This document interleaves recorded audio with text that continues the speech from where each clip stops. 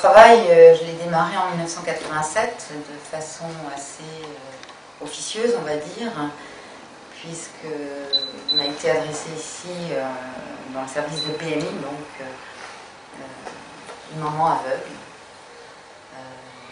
Et j'avoue que j'ai eu un instant de panique en me disant mais mon Dieu, comment je vais faire pour pouvoir l'aider, pour pouvoir lui montrer des choses, pour pouvoir l'accompagner dans sa maternité. On s'est tout de suite questionné sur comment nous, professionnels, on pouvait soutenir cette maman, qu'est-ce qu'on pouvait lui apporter. Et du coup, ça a été quelque chose d'absolument... enfin, un questionnement très important parce qu'on nous, en tant que professionnels, on s'est sentis complètement démunis parce qu'on ne savait pas faire face à une personne qui ne voyait pas.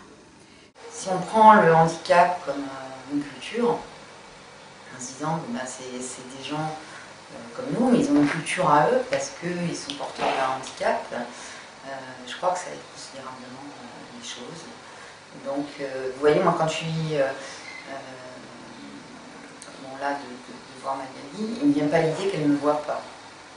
C'est pas ce qui me vient à l'idée en premier, jamais du reste, hein, par rapport à une maman aveugle, j'ai le sentiment qu'elle ne me voit pas. Parce que c'est tellement ancré en moi qu'elle a un autre système de représentation de moi et de ce qui l'entoure, mais que son système de représentation il est tout aussi valable que le mien. Et donc, tout ça, je pense que ça m'a considérablement aidée. Alors, quand je vous disais que j'ai commencé de façon très officieuse, c'est que, effectivement, c'était 87, on était encore moins de 2005, il y a une loi autour du handicap. Donc, on ne pouvait pas imaginer un seul instant parentalité handicap, parce que ce qu'on ne pouvait absolument pas imaginer, c'est sexualité. Hein. Et donc des parcours amoureux chez ces personnes, avec effectivement le désir de faire un enfant. Et puis amené ici à rencontrer de plus en plus, ou d'accueillir de plus en plus de parents en situation de handicap visuel. Et c'est vrai que tout ce qu'ils pouvaient nous raconter de leur propre enfance et aussi de la manière dont ils pouvaient être accueillis par les professionnels, ou les phrases du genre mais pourquoi avoir un enfant quand on est aveugle et qu'on a déjà tant de problèmes, et vous n'y pensez pas, vous allez transmettre la maladie, votre maladie, etc. etc. Lorsqu'on a aussi compris que la famille des parents, futurs parents, où on pensait qu'il y avait justement un soutien, un lien souvent était défaillant, voire entravait complètement ce projet. C'est vrai que ça a été le moteur, le voilà. Négatif. Les gens qui sont dans des discours très négatifs, en fait, c'est des gens qui se protègent. Parce que le handicap, particulièrement la cécité, c'est l'inquiétante étrangeté. Et donc, pour se protéger, eh ben, on agresse, on juge, on porte comme ça les jugements à l'emporte-pièce. Et donc, une de nos missions, c'est justement faire changer ces mentalités et faire changer cette pensée. Au niveau vraiment professionnel, ça m'a apporté le côté, je dirais, de ne pas avoir peur de rentrer en contact avec les gens. En contact à la fois physique et aussi d'avoir moins de distance, si vous voulez, parce que tout le long de nos études, c'est un peu comme ça. Hein. Le milieu professionnel, c'est apprendre la distance, etc., etc. Donc bien sûr qu'il en faut une. Mais c'est apporter aussi ce contact physique. Or, une femme qui vient d'avoir un bébé, si vous voulez, a besoin, elle aussi, un peu comme les poupées gigognes, hein, qu'on la soutienne psychiquement et physiquement pour qu'elle puisse, elle aussi, soutenir son bébé. Et donc c'est ainsi que, si vous voulez, je pense qu'on a affiné à la fois enfin nous, tout le monde ici est un peu d'accord, l'observation qu'on peut avoir de la relation entre une mère et son bébé, et des relations qui passent par autre chose que le regard aussi, et ça, on a bien observé ça.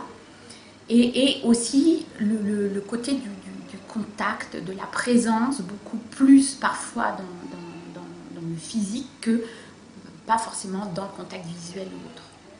Et je pense que vraiment, ça a été quelque chose d'important. Et aussi de savoir raisonner avec d'autres sens, comme l'odeur, comme le toucher, dont je viens de vous parler, mais aussi effectivement écouter, et d'utiliser tout ça dans des registres différents, bien évidemment. Avec une personne voyante, la distance, enfin, l'espèce de limite physique qu'on a est bien présente, mais dans certaines circonstances, on peut vraiment se rapprocher.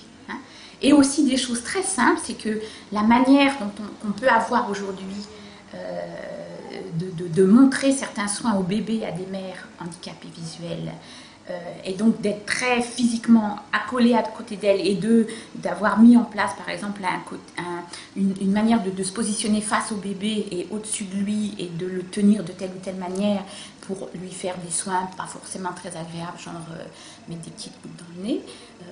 Et bien écoutez, ça sert aussi à des mamans voyantes puisqu'on leur montre aussi cette manière de faire. On adapte bien évidemment et du coup ça leur facilite aussi beaucoup les choses. Je dis toujours, les mères aveugles ou très malvoyantes, elles n'ont pas ce style face, un visage complètement déprimé qu'ont les jeunes femmes atteintes de dépression maternelle. Donc les enfants ne souffrent pas de ça, si vous voulez. Ils ont un visage face à eux qui est expressif, qui donne des mimiques de joie, de désapprobation, que les enfants comprennent parfaitement, et ces enfants s'inscrivent très vite dans un concept qu'on a élaboré, qu'on a appelé le bilinguisme relationnel. Donc c'est évidemment pas de langue, hein, c'est pas du tout ça, mais c'est de recevoir des informations de deux manières différentes. Des informations avec des gens qui voient, et puis des informations avec des gens qui ne voient pas et qui ont une mode de faire pour donner des informations à leur enfant. Donc ces enfants sont très vite dans ces stratégies du bilinguisme relationnel.